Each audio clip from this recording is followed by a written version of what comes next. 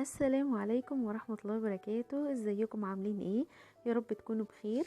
النهاردة انا بعرض لكم مش مجرد صور ولا مجرد اسعار عادية. النهاردة الاسعار معانا خيالية جدا.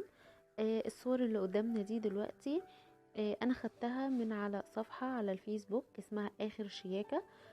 كنت شفت عندها الحاجات دي وطلبت منها اوردر.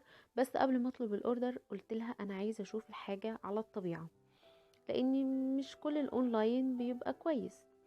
فعندي شوية حاجات كده بخاف بصراحة من الاونلاين قوي. بس لما جربتها فعلا فعلا الاونلاين بتاعها جميل جدا. الحاجة زي ما هي كده في الصور. انا كنت هصور المشتريات على يعني من غير صور، كنت هوريها لكم على الطبيعة. بس في اخر الفيديو هتشوفي ان هي على الطبيعة فعلا حلوة. من عندها كمان خدت صور من عندها على الطبيعة. الحاجة فعلا زيها زي الصور. فبالتالي قررت قلت اني هوريكم الصور، لانها على الملكان او على الجسم كده بيبقى شكلها واضح، بيبقى الموديل شكله احلى. هي الصفحة على الفيسبوك اسمها اخر شياكة، وعلى ضمانتي فعلا اول مرة اثق في الاونلاين. دايما كان حظي معاه سيء جدا.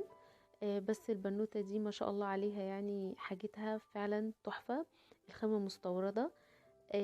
كمان بيجيبها لك بقى مغلفة وشكلها حلو جدا، يعني بعكس التجارب التانية بتاعتي كانت كلها فاشلة. بس معاها بصراحة هي جميلة جدا. الرقم بتاعها انا حطاه لكم اهوت 010 14 57 35 34. ده رقمها، وكمان هسيب لكم لينك الصفحة على الفيسبوك في صندوق الوصف، وكمان في اول تعليق مثبت. ادخلوا وشوفوا. هي كمان ما عندها، يعني مش بس عندها الحاجات دي، عندها كمان اطفال وترنجات حريمي، وبرضو ترنجات رجالي. وكمان عندها لانجري، بس اللانجري مش بتعرضه على الفيس، بتعرضه على جروب على الواتس. عاملاه للستات فقط، عشان اللانجري هي من الناس المحافظة شوية.